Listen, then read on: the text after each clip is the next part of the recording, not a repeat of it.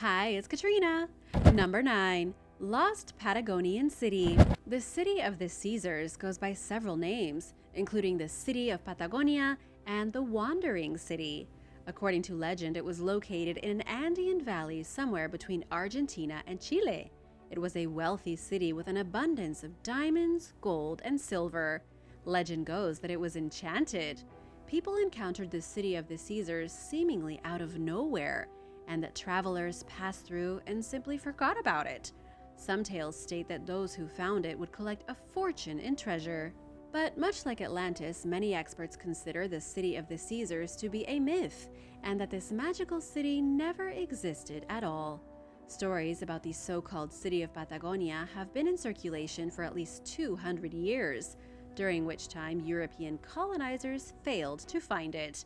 The indigenous people probably thought that was a good thing, and if it was real, perhaps like Machu Picchu, it remained a secret for hundreds of years until people just kind of forgot about it.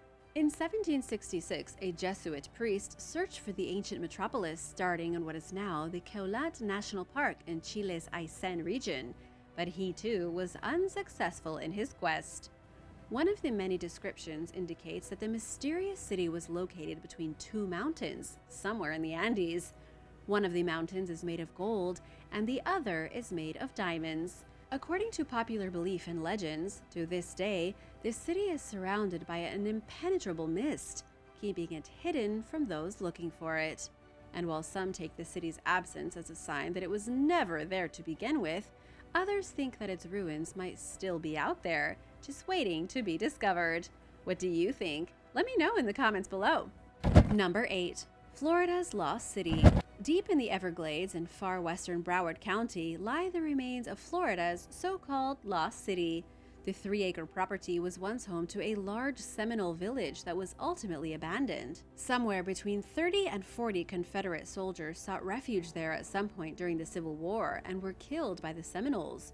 Legend also holds that the notorious mobster Al Capone made moonshine at the site during the 1930s, when Prohibition outlawed the manufacture of alcohol in the United States.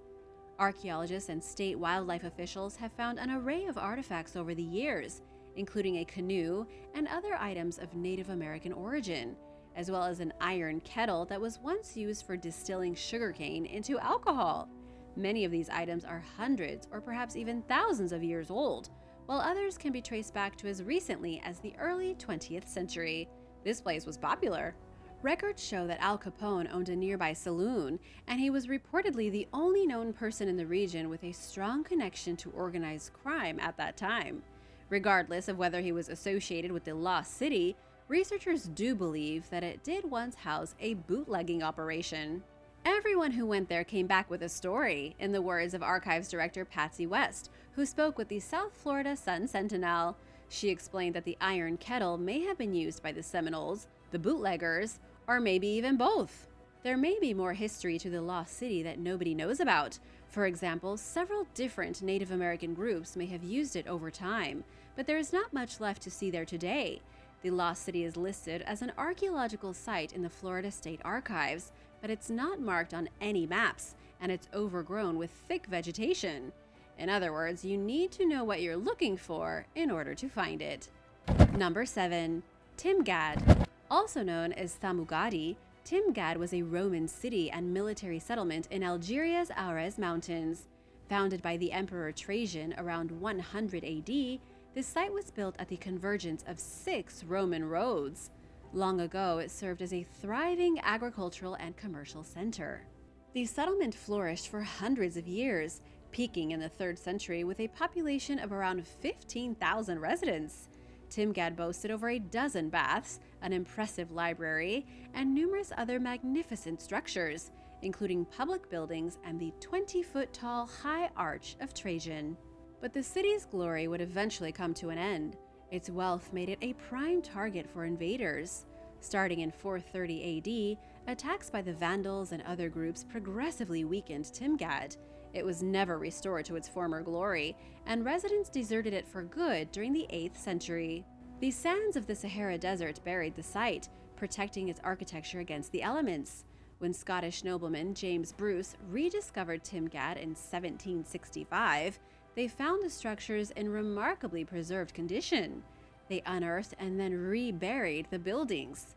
But because they were the first Europeans to come across the site in centuries, British society scoffed at the team's seemingly outrageous claims of what they'd found. Nearly a century later, in 1875, British consul Robert Playfair visited the ruins at Timgad and made his own observations, which he added to Bruce's records. The French excavated the site from 1881 to 1960, and it remains shockingly intact today, representing some of the best preserved ruins of the Roman world. It has colorful mosaics, and the streets are filled with visible ruts left behind by ancient traffic. Number 6. Stobier. The famous ancient cities of Pompeii and Herculaneum were just two of several settlements that were buried in ash when Mount Vesuvius erupted in 79 AD. 10 years earlier, during what's known as the Social War, another ancient city that sat in the volcano's shadow was destroyed. It was known as Stobier. According to the writings of Pliny the Elder, only a single farmhouse was left standing. Luxurious villas offering panoramic views were built on top of the ruins, but their use was short-lived. Just a decade later, Vesuvius erupted, entombing the upscale homes in volcanic debris. Archaeologists rediscovered Stobier during the mid-18th century, at around the same time they found Pompeii. They chose to focus on the latter and reburied Stobier for safekeeping, perhaps with plans to return and investigate at a later point in time. But the site was once again forgotten. Nobody paid attention to it again until the 1950s, when a local high school principal went looking for it. He found Stobier, and it quickly became apparent that the ancient city was far more important than experts originally thought. Dating as far back as the 7th century BC, it served as a bustling commercial center. Stobier's population peaked centuries later, in the 10 years leading up to the catastrophic eruption. So far, excavations have uncovered several magnificent villas, as well as beautiful frescoes, sculptures, and other breathtaking architectural features. The ancient city is just one example of an overlooked archaeological gem that experts are finally getting around to exploring. Number 5. A lost kingdom of ancient Turkey. Some of the most exciting archaeological discoveries are made by ordinary people. Take, for example, a farmer in southern Turkey who stumbled upon a large, partially submerged stone in an irrigation canal on his property. Known as a stele, it contained mysterious inscriptions. He notified authorities of the find in 2019, several months later. Experts examined it and noticed that the stone's hieroglyphs are in Luwian, an Indo-European language native to Turkey. It was common in the region during the Bronze and Iron Ages. The stele told of an ancient civilization that may have defeated the kingdom of Phrygia, which ended during the late 8th century BC under the rule of King Midas. Prior to the discovery, archaeologists had no idea that the kingdom even existed. Now, they believe that the site may have represented one of ancient Turkey's largest settlements throughout its existence, which lasted from the 9th to the 7th centuries BC. At its peak, the settlement occupied a 300-acre area.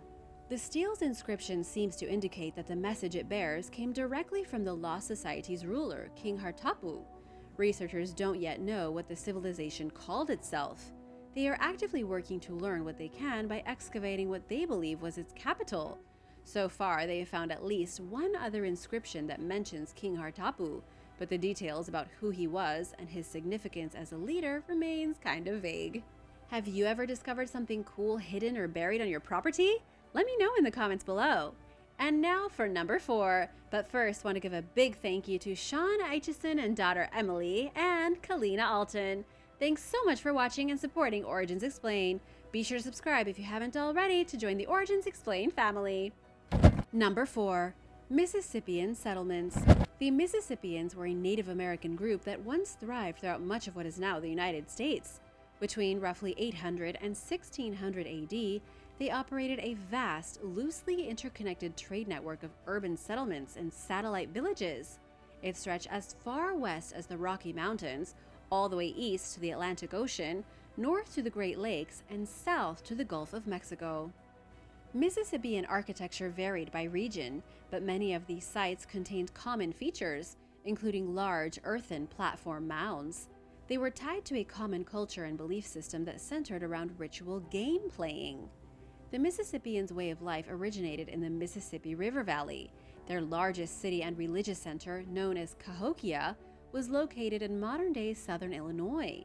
They had a complex social structure that led to a level of inequality that was not usually seen among Native American groups. The civilization peaked between 1200 and 1400 and then fell into decline. Many of Cahokia's residents fled amid increasing warfare and political turmoil. By the year 1500, most factions of Mississippian society had dispersed. Those that remained were in severe distress. By the time Europeans and Native Americans came into contact for the first time, very few settlements still existed. Several modern indigenous groups are thought to descend from the Mississippians, including the Alabama, Appalachee, Chickasaw, Choctaw, Natchez, Osage, and Seminole, just to name a few. But the physical remains of the culture are scarce, with just a handful of ruins remaining today. What's left of Cahokia represents one of the few surviving Mississippian settlements. During its heyday around 1050 AD, it was home to as many as 30,000 people. Number 3. Trellis. Stories have long claimed that a city called Trellis was once the largest medieval settlement in Wales, but it only existed in legend. That is until 2005, when a toll booth worker named Stuart Wilson used his life savings to buy a 4.6-acre plot of land where he thought it could be found. It took him 12 years of digging and hundreds of volunteers, as well as over 6 figures in additional costs beyond the price of the land. But Wilson finally hit pay dirt when he and his helpers uncovered the remains of 8 13th century buildings. They include a manor with a moat, a round stone tower, and several outbuildings, which once ran alongside the city's market. Trellis functioned as an iron production center for an influential family of Norman lords known as the De Clares, according to Wilson, who spoke with the BBC in 2016. At its height, the city was home to around 10,000 residents, making it rather sizable at the time, when London's population numbered around 40,000. Wilson also pointed out that Trellis expanded rapidly, growing from nothing to its peak within 25 years. Evidence indicates that the settlement was destroyed during a Welsh rebellion in 1296. It was rebuilt, but most of the buildings at the site appear to have fallen into ruin by the 15th century. Trellis was abandoned entirely by 1650, shortly after the English Civil War ended. Number 2. The Guanche People. In early 2020, a group of amateur archaeologists discovered the remains of 62 adults and 10 newborns on Gran Canaria in Spain's Canary Islands. Using a drone, they located the bodies in a difficult-to-access ravine situated roughly 75 feet down a series of cliffs. Concerned that the site was at risk of being vandalized, they notified local authorities. Professional archaeologists confirmed the discovery, dating the bones back to sometime between the 8th and 10th centuries. The remains belong to members of an Aboriginal group called the Guanche culture. The team also found burial shrouds made from animal skins and vegetable fibers at the site. Researchers believe that the Guanche people migrated to the Canary Islands around 1000 BC, and that they were ethnically and culturally absorbed by Spanish settlers who arrived during the 14th century. There are some 1,200 known archaeological sites on Gran Canaria alone, but this one is unique for containing infant remains. These and other findings suggest that the island's indigenous inhabitants were all buried in the same manner. But where did the Guanche people originally come from? A few years ago, DNA revealed that they migrated to the Canary Islands from North America, and evidence suggests that they lived a typical Stone Age hunter-gatherer lifestyle. Despite these findings, the Guanche culture remains largely a mystery. It appears as though they lived in caves and got by with very few tools, and experts believe that they may have had some basic knowledge of farming and pottery. They also suspect that the Guanche built several pyramids throughout the island of Tenerife, but this has yet to be proven. Number 1.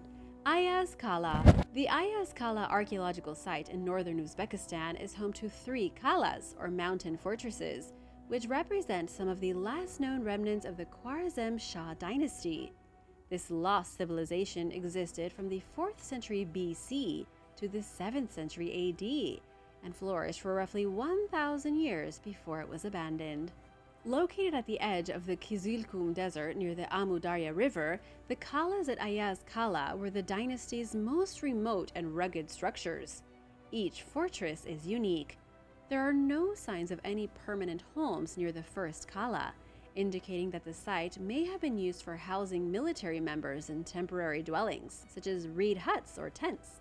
Ayaz Kala II is a feudal fortress dating back between the 6th and 8th centuries, and Ayaz Kala III was a fortified garrison that was used during the 1st and 2nd centuries. Very little is known about the mysterious culture that built the Kalas, which were abandoned during the 7th century and may have been briefly re-inhabited by another group during the 13th century. Thanks for watching! If you'd like to learn about more fascinating lost cities, let me know in the comments below, and be sure to subscribe before you go. See you later! Bye!